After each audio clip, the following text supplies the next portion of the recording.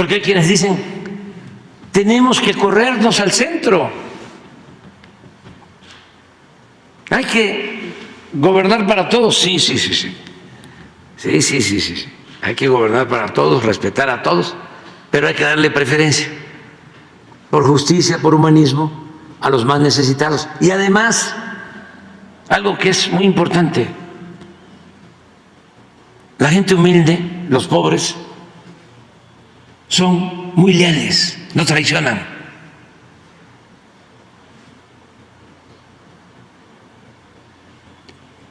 Yo les comentaba que cuando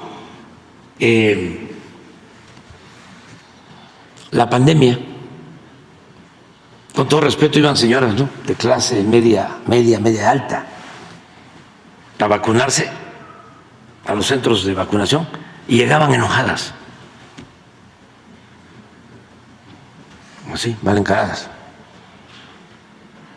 Y había quienes las atendían como a todos, llegaba todo el pueblo. Y desde que llegaban,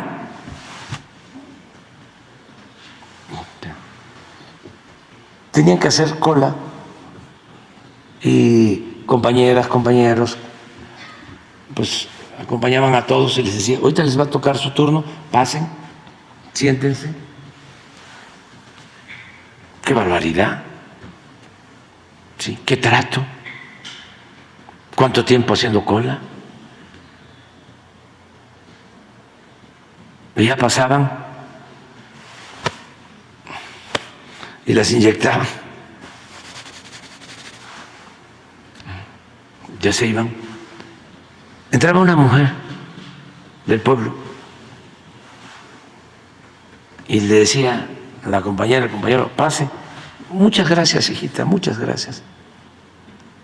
Y la sentaban y les daban agua. Muchas gracias. Y llegaban y ya la enfermera les vacunaba, las inyectaba. Ay, muchísimas gracias, muchas gracias. ¿Y la otra? O sea, son mis impuestos. Son mis impuestos. No me regalan nada.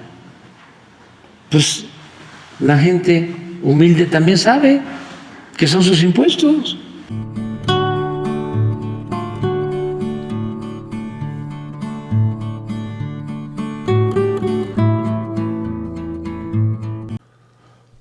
Vamos a ir a la mañanera hoy 13 de marzo 2023.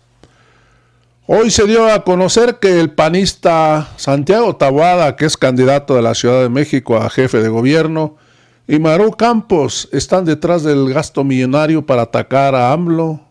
Con narcopresidente AMLO y Claudio Sheinbaum se le va a caer el país. Hoy lo comentó la señorita Lish, que con el programa Puedes, SUNAM, se identificó estos gastos millonarios en Facebook por el gobierno de Chihuahua, Maru Campos. Amigos y amigas, hay mucha información hoy en esta conferencia. Vamos a ir a ella.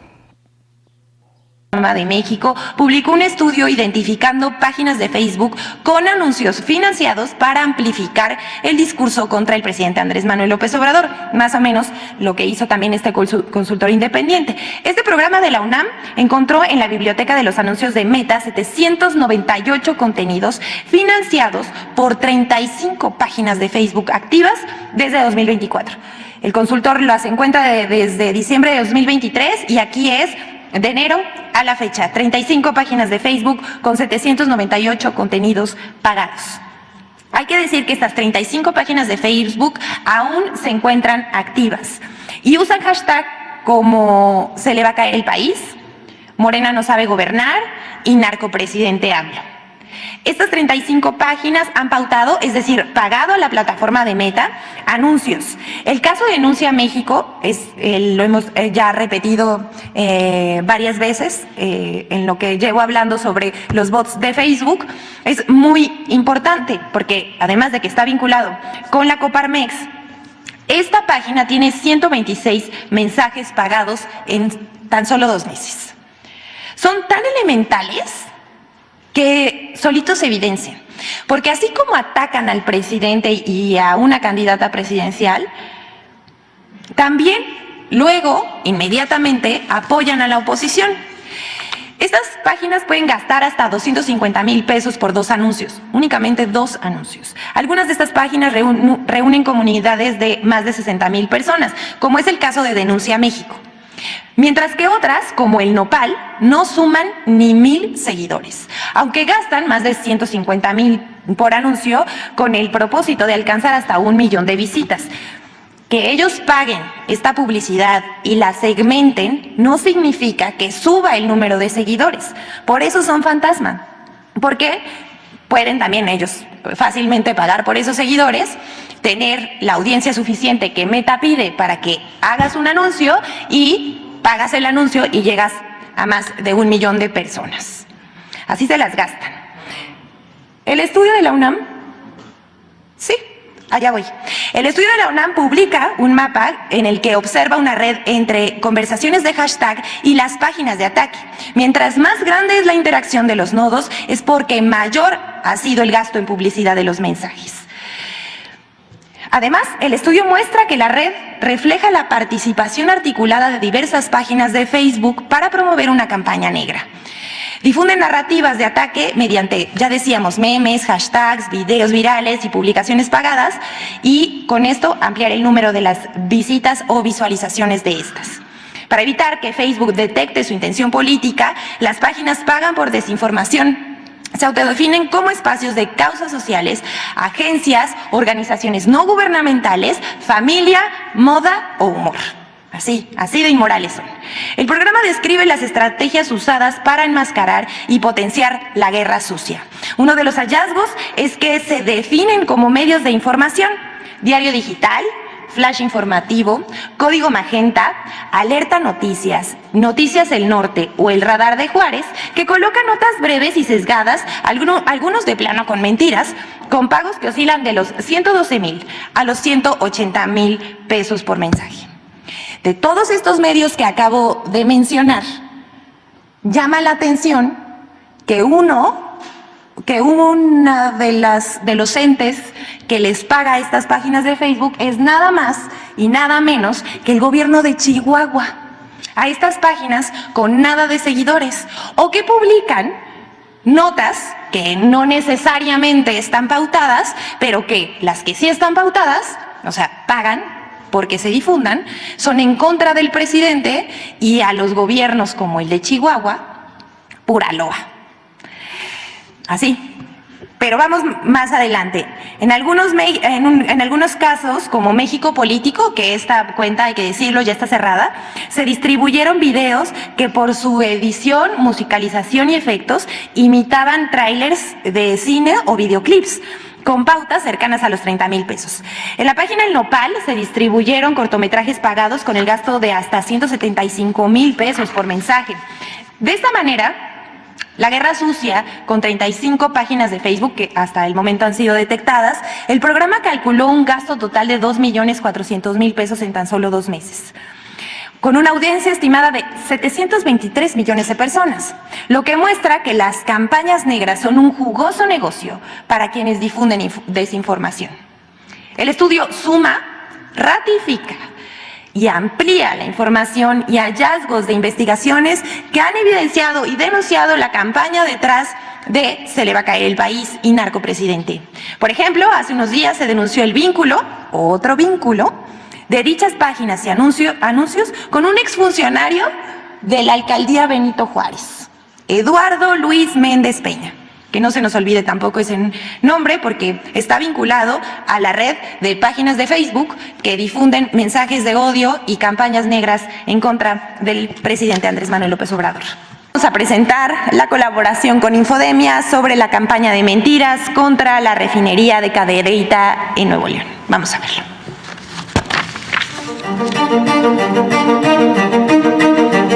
Medios de comunicación y políticos de oposición impulsan una campaña de noticias falsas en contra de la refinería de Cadereyta con 3 mentiras de contaminación.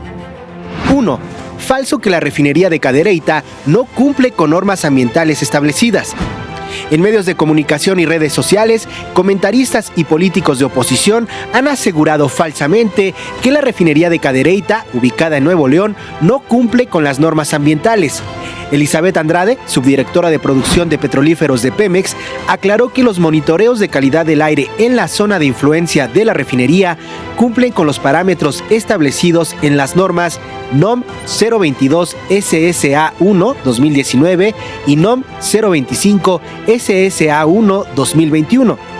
Normas que tienen por objeto establecer los valores límite permisibles de concentración de partículas suspendidas PM10, PM2.5 y dióxido de azufre en el aire. 2.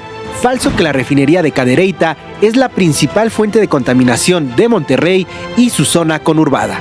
Según datos del Observatorio Ciudad de la Calidad de Aire, aunque la refinería de Cadereyta produce más del 90% de las emisiones de dióxido de azufre, uno de los precursores de las partículas PM2.5, las emisiones directas de Cadereyta apenas significan el 6.4% de esas partículas en el área metropolitana de Monterrey.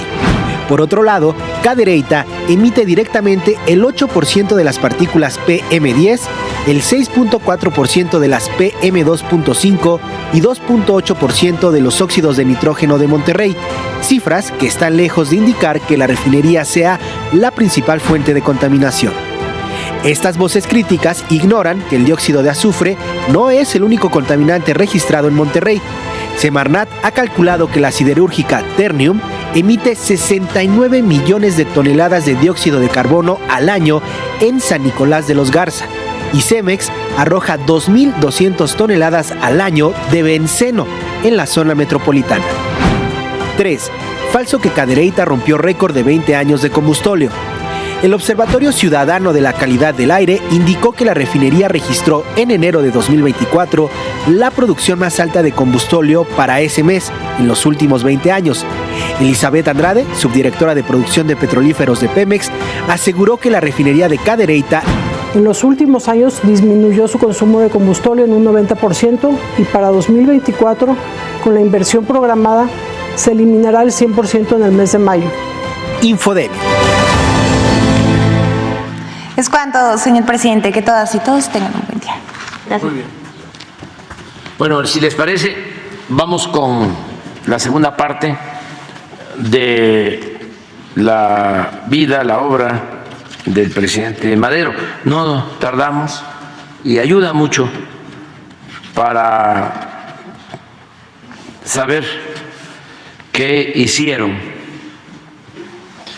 nuestros mártires, héroes, en defensa de la libertad, de la justicia, de la democracia, de nuestra soberanía, porque no puede gobernarse un país sin ideales, sin principios, sin una doctrina, y necesitamos recurrir a nuestra historia, que tiene muchas enseñanzas. Ya hemos hablado de cómo se llegó a sostener en la época neoliberal o neoporfirista que había que hacer a un lado la historia. Se habló del fin de la historia.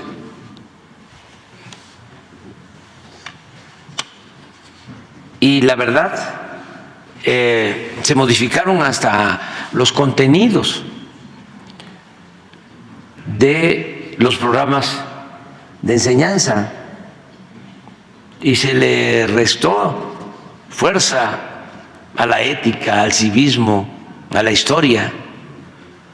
Todo un plan deliberado para olvidarnos de que Hidalgo proclamó la abolición de la esclavitud, para que nos olvidáramos que Morelos luchó por la igualdad, para que nos olvidáramos de que Juárez llevó a cabo una reforma aplicando el principio bíblico de que a Dios lo que es de Dios y al César lo que es del César, y olvidarnos también de que el pueblo de México resistió la invasión abusiva del ejército francés, de 30,000 soldados franceses, en ese entonces el ejército más poderoso del mundo, y se restauró nuestra república. Pues quisieran también que nos olvidáramos de que los mexicanos, dirigidos por Madero, inspirados en los ideales de los Flores Magón, con el valor de Villa y de Zapata, con la congruencia de Lázaro Cárdenas, impulsaron la Revolución Mexicana, la primera revolución social del siglo XX, y gracias también a eso se aprobó la Constitución de 1917, la más avanzada en el mundo en cuanto a justicia social. Todo eso es lo que quisieran que olvidáramos. Decían, eso de la soberanía es un concepto anacrónico en un mundo globalizado. Pensemos en la aldea global. Por eso todavía nos juzgan de provincianos, aldeanos.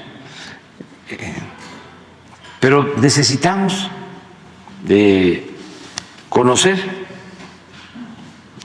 el pasado para aprender de sus enseñanzas y también conocer las estrategias que aplicaron quienes transformaron a nuestro país y las estrategias de los opositores a los cambios. ¿Qué hacían los conservadores? Ya hablábamos ayer de cómo fueron a buscar a Santana y luego cómo fueron a buscar a Maximiliano y luego cómo respaldaron a Porfirio Díaz y luego cómo se opusieron a la expropiación petrolera y cómo han actuado en los últimos tiempos, entregando, vendiendo, rematando los bienes de la nación, del pueblo de México, a particulares. Cómo han actuado como traidores a la patria. Madero fue un dirigente excepcional. Se entrevistó antes de la elección de 1910 con Porfirio Díaz. Y llega a la conclusión que no le quedaba más que encabezar el movimiento para derrocar la dictadura porfirista. En una carta que escribe a su madre, a su mamá, en San Antonio, Texas, del 18 de abril de 1910, le cuenta, lo cito: con el general Díaz tuve una entrevista el sábado en la noche. La impresión que me causó el general Díaz es que está verdaderamente decrépito, que tiene muy poca vitalidad. De la cuestión política comprendí que no se puede hacer nada con él, que está empeñado en seguir adelante con su programa. Yo le dije que por mi parte nosotros seguiríamos igualmente el nuestro.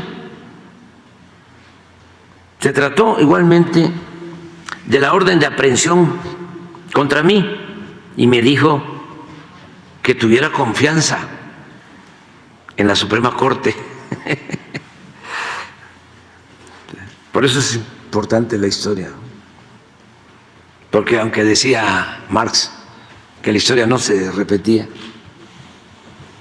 solo en su versión caricaturesca, creo que este gran filósofo en eso se equivocó o le dio otro sentido, ¿no?, a su planteamiento. Me dijo que tuviera confianza en la Suprema Corte, a lo cual le contesté con una franca carcajada, diciéndole que no tenía ninguna confianza en la Corte.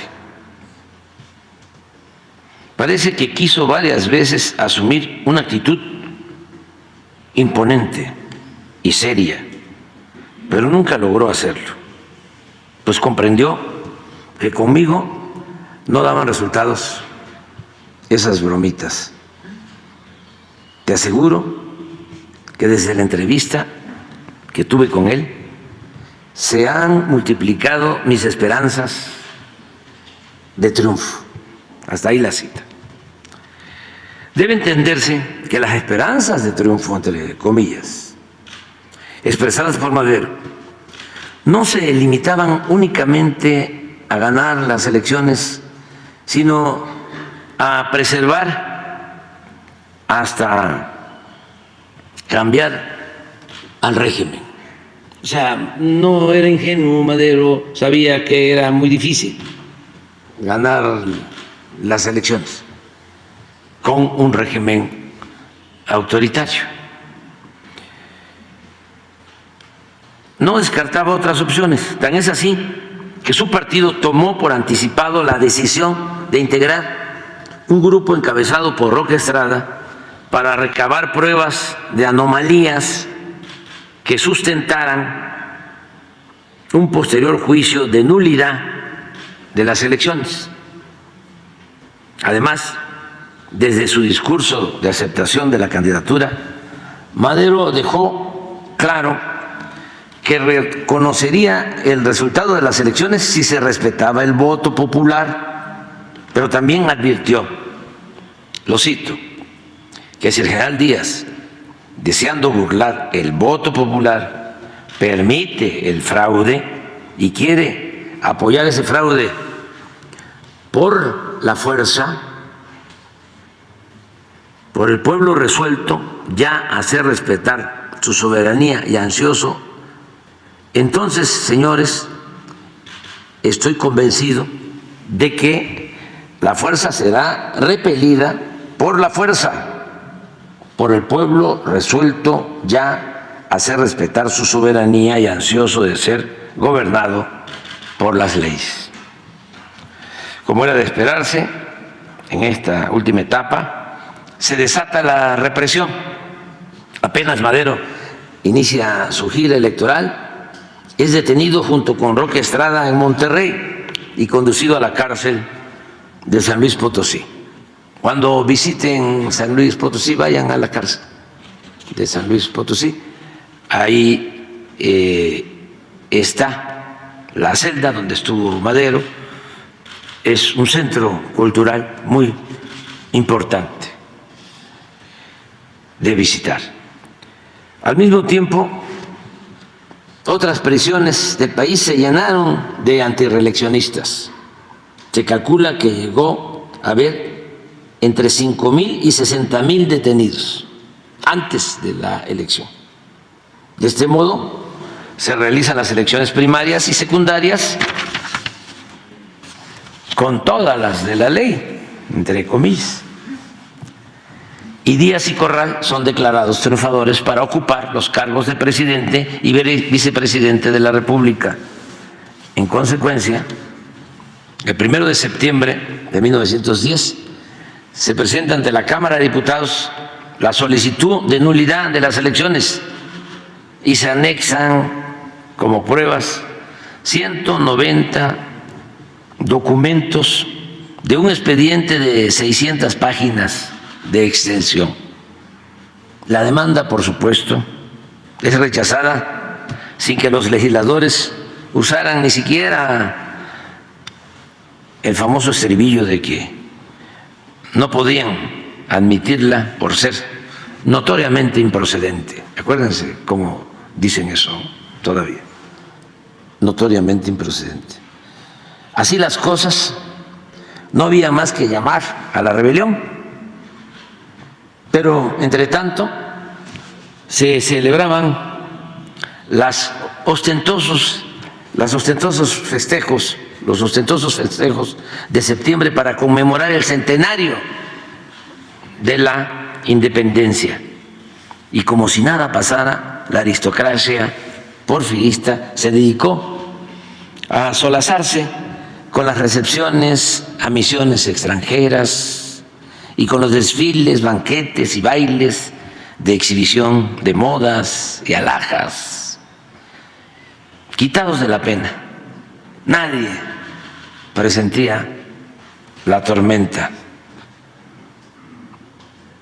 En la víspera del estallido, el embajador de Alemania en México informaba a su gobierno que, de acuerdo con la opinión de la prensa, porque imagínense cómo era la prensa entonces, pues muy parecida a la de ahora,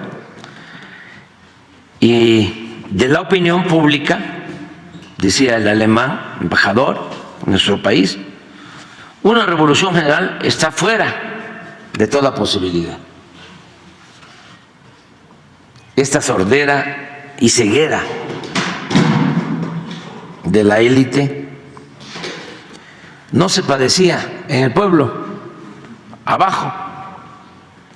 Era una enajenación propia de quienes detentan o se benefician del poder absoluto. Siempre los de arriba, los de la élite, ¿no? Se sienten muy informados, pero están completamente desprendidos de la realidad, de lo que se dice en la calle, porque ya lo hemos dicho muchas veces, desprecian al pueblo. La gente del pueblo, por el contrario, pensaba y sentía de otra manera. Además, su aguda sensibilidad de presagiar siempre lo que se avecina, estaba atenta e interesada en la convocatoria para participar en la lucha de liberación. Y no solo se trataba de los más pobres, sino también de las clases medias, en donde el malestar era evidente.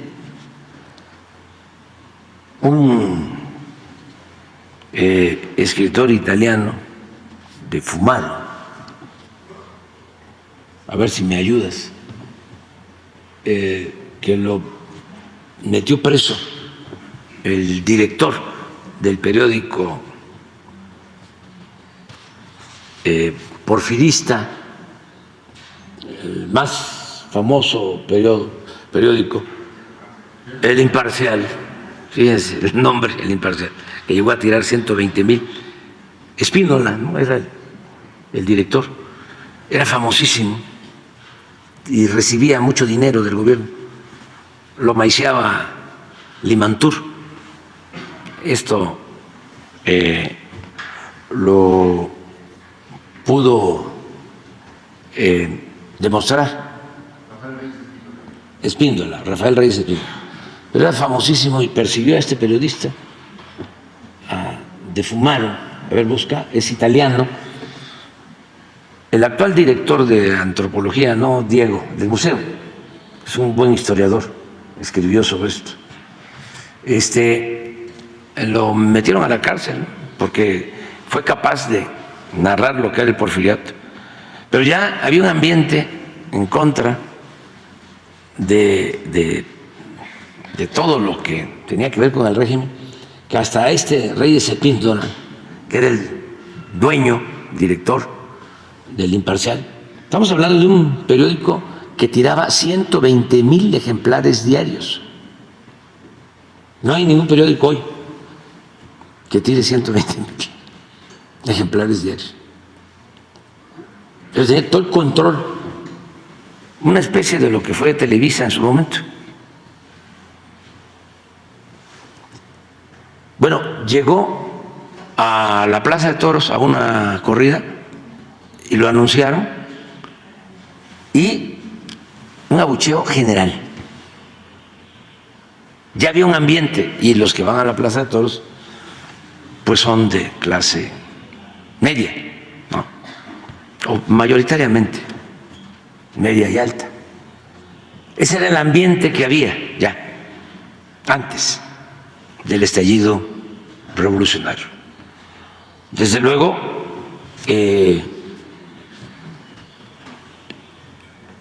más rechazo al régimen porfirista de los peones acasillados, porque había esclavitud, pero ya era general. Sin embargo, la élite estaba quitada de la pena en los festejos del centenario de septiembre de 1910. Y el 20 de noviembre de 1910, pues se da a conocer el manifiesto, el Plan de San Luis, en el que Madero convoca al pueblo de México a tomar las armas. 20 de noviembre, hasta le pone hora, 6 de la tarde.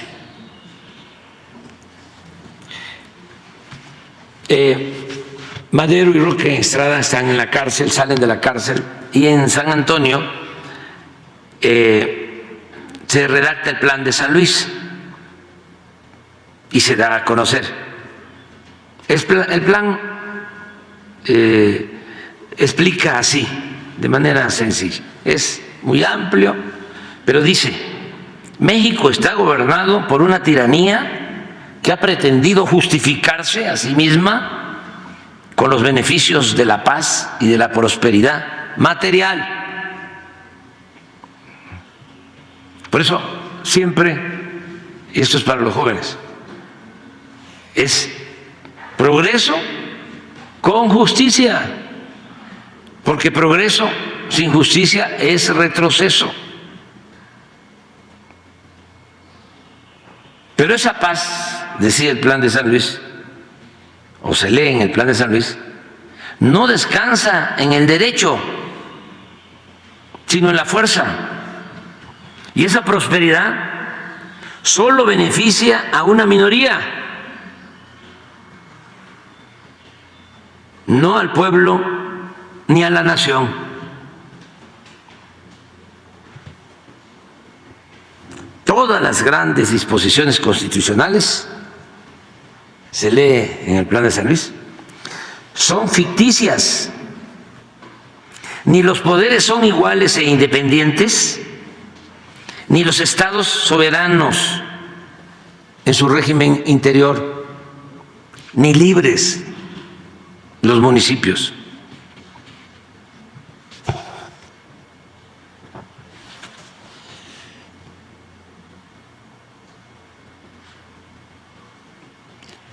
Como la respuesta de la dictadura fue perseguir y encarcelar a los líderes del movimiento antireeleccionista e impedir la democracia, el plan deduce que solo queda el recurso, abro comillas, de arrojar del poder a los audaces usurpadores que por todo título de legalidad ostentan un fraude escandaloso e inmoral, y decide designar, aquí voy, el domingo 20 de noviembre para que a las 6 de la tarde en adelante todas las poblaciones de la República se levanten en armas. La noticia corrió como pólvora en casi todo el país debido a las condiciones de opresión que prevalecían. Comenzaron los preparativos para formar parte de la revolución. Sobre quiénes fueron los primeros en echarla a andar es cuestión del enfoque que se le quiera dar, considerando que desde antes del 20 de noviembre de 1910 había grupos de alzados en varias regiones del país vinculados al magonismo y al maderismo. Tampoco puede olvidarse el lamentable sacrificio de la familia Cerdán en la ciudad de Puebla. Esto el 18 de noviembre, en que es asesinado en su casa Aquiles Cerdán. La crisis, a partir de entonces, al interior del régimen era notoria y patética. Limantour, desde París, el secretario de Hacienda de Porfirio Díaz durante muchos años, el 23 de noviembre escribe a Porfirio Díaz desde París: sorprendido por las noticias de los periódicos franceses acerca del estallido de la revolución. Posteriormente, el 27 de diciembre, le informa a Porfirio Díaz que compró a toda prisa, como se lo pidieron, cartuchos para la fusilería del ejército, ya que era indispensable derrotar pronto a los revolucionarios de Chihuahua, porque de lo contrario sería inevitable la catástrofe financiera por la pérdida de confianza de los bancos extranjeros. Al final de esa carta, Limantour, sin proponérselo, acepta su total desapego a la realidad. Esto que hablamos, que son como dos mundos: el de los de arriba, la élite, y el del pueblo raso.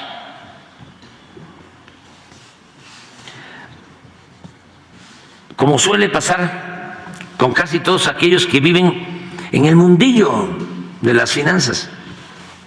Imagínense un financiero.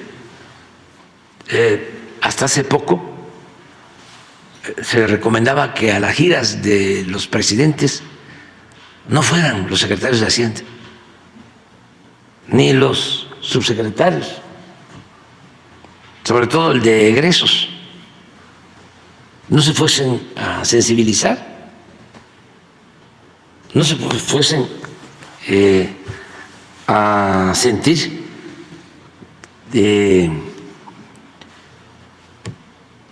mal al ver la pobreza, y esto los llevara a destinar recursos en favor de los pobres.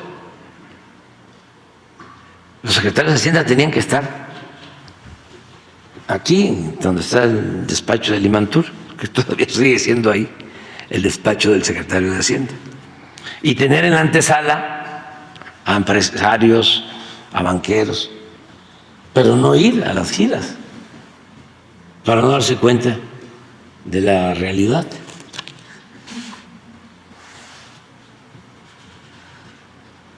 Decía Limantour: es para mí un misterio insondable la causa determinante del éxito relativo obtenido por los descontentos. ¿Sí? ¿Qué pasó? Y por más que procuro explicarme lo que pasa, no logro darme ninguna respuesta satisfactoria. La respuesta, digo yo, que buscaba Limantour estaba en parte en su misma carta,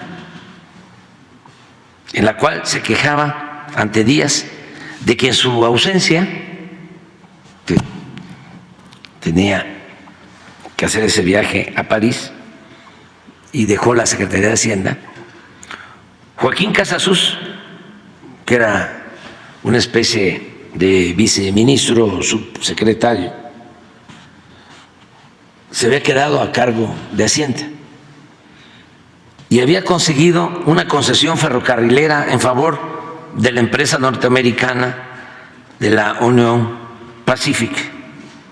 Pero eso se quejaba de que, aprovechando de que estaba fuera, Casasus había entregado esta concesión a esa empresa estadounidense ferrocarrilera. Pero eso no lo alcanzaba a comprender Limanturo por su mentalidad. Pues en su mentalidad el gobierno no estaba para procurar la justicia. Y esto todavía aplica.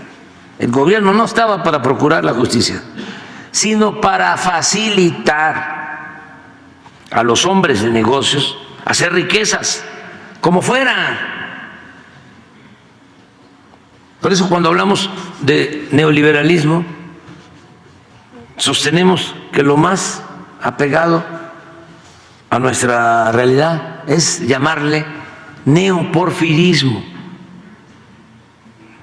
No es nada nuevo, fue lo que se aplicó, la política económica que impusieron desde 1983 hasta 2018, llamada neoliberal, es exactamente lo mismo, es una calca de la que se aplicó en los 34 años del porfiriato. El gobierno no estaba para procurar la justicia, sino para facilitar a los hombres de negocios hacer riquezas como fuera, incluidas las prácticas de corrupción. Un día vamos a hablar aquí de las prácticas de corrupción. ¿Saben cuál fue el primer FOBAPROA? Se dio durante el gobierno de Porfirio Díaz, porque se rescató a todos los ferrocarriles, a todas las empresas ferrocarrileras extranjeras, se les compraron las acciones y toda la deuda pasó a formar parte de la deuda pública. Ese fue el primer FOBAPROA. Y les podría yo hablar también que el primer ferrocarril que se inauguró de pasajeros fue el ferrocarril de la Ciudad de México a Veracruz. Lo empezó el presidente Juárez, lo terminó el presidente Lerdo. Se inauguró en 1873. Bueno, privatizaron el ferrocarril y vendieron acciones. Uno de estos empresarios porfiristas, por cierto, una calle famosa lleva su nombre, Félix Cuevas, y otro más llegó a ser testigo en la boda de Porfirio Díaz con Carmelita Romero Rubio.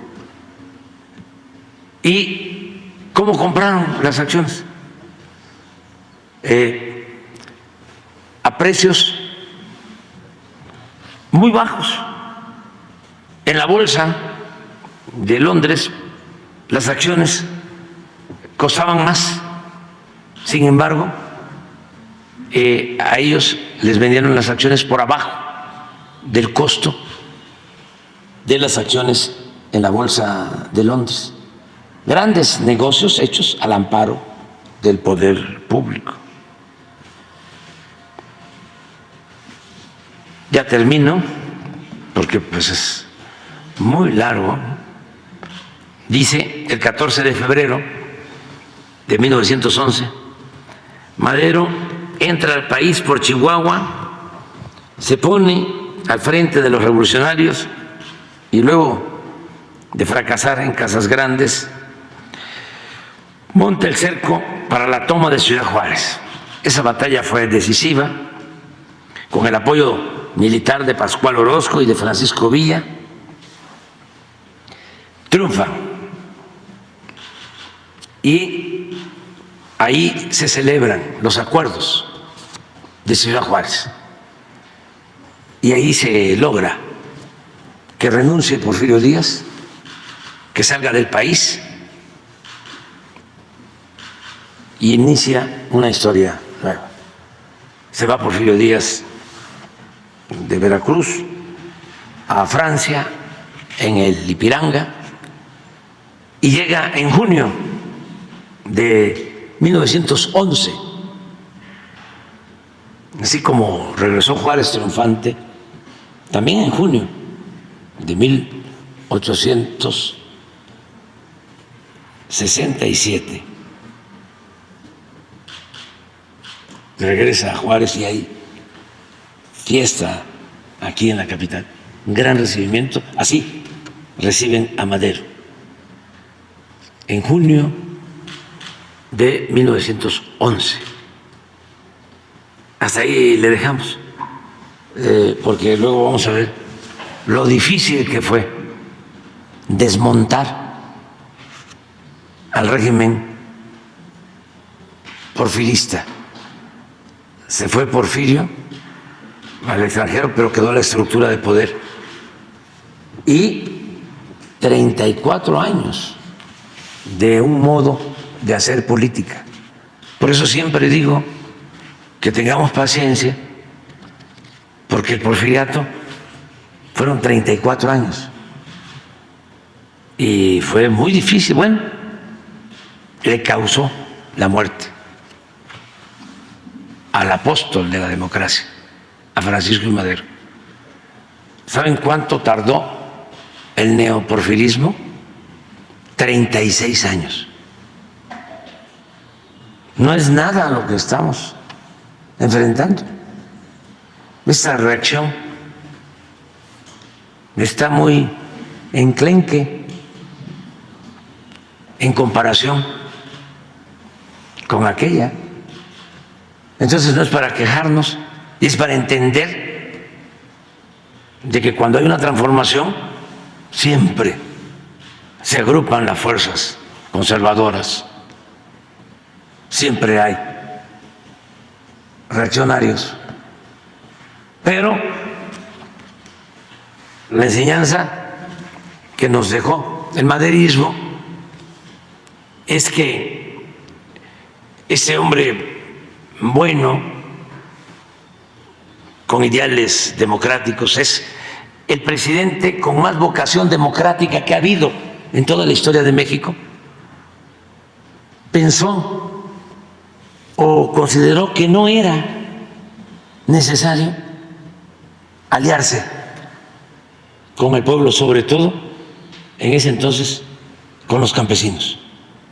Si se hubiese aliado con los zapatistas, hubiese resistido el embate de los conservadores, de la élite, de los militares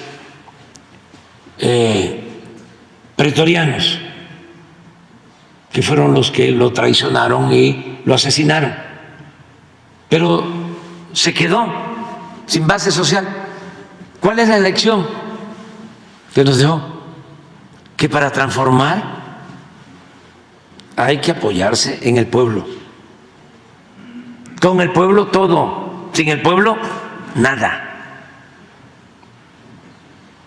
Y lo que decía también Ricardo Flores Magón, solo el pueblo puede salvar al pueblo.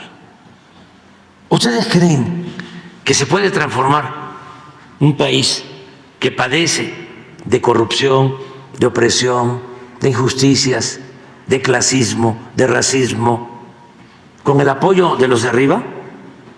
No.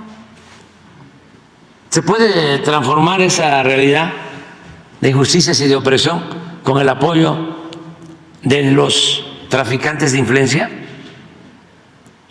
¿Se puede transformar esa realidad de corrupción con los políticos deshonestos? ¿Se puede transformar esa realidad de injusticia y de discriminación al pueblo con el apoyo de los medios de comunicación?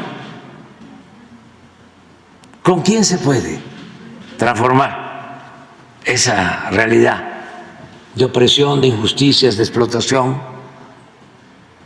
Con el pueblo. Solo con el pueblo.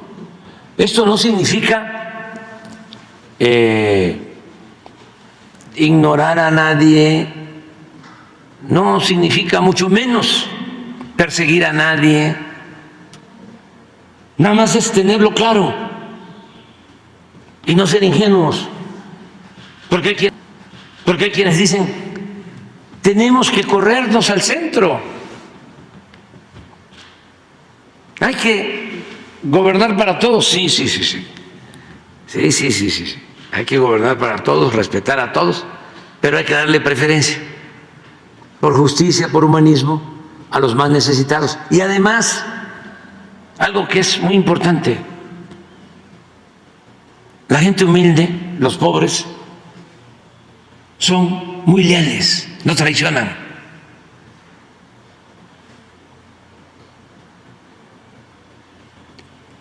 Yo les comentaba que cuando la pandemia, con todo respeto, iban señoras, ¿no?, de clase media alta a vacunarse a los centros de vacunación y llegaban enojadas, así, mal encaradas. Y había quienes las atendían como a todos, llegaba todo el pueblo. Y desde que llegaban,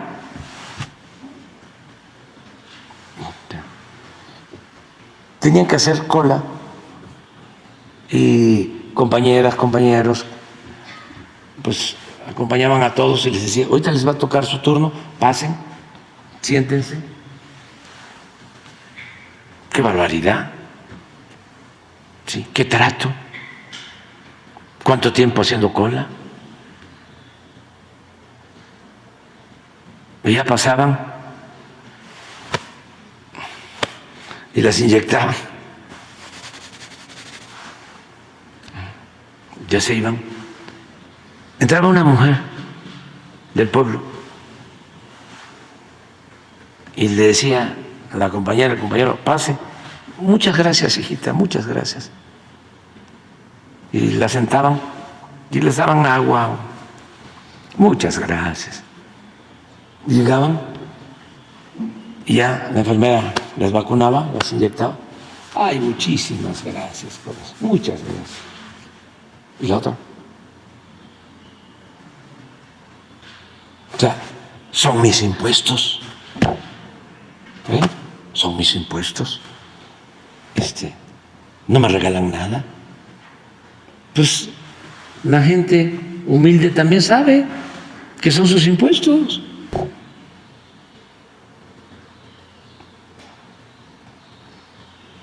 Pero es una actitud distinta.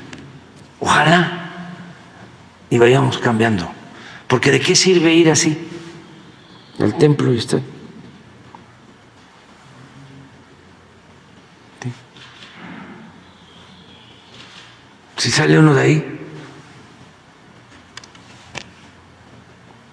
creyéndose la divina garza.